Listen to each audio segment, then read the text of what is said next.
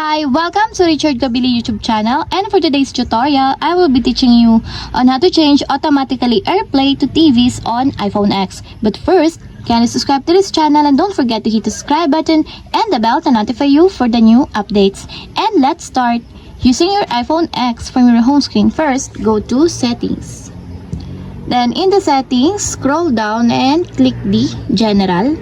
Then in the General, click the AirPlay and Hand Off. Then in the AirPlay and Hand Off, click the Automatically AirPlay to TVs. Then in the Automatically AirPlay to TVs, if you want to change it to Never, just click it until there's a check mark on the side. And if you want to change it to Us, just click also until there's a check mark on the side.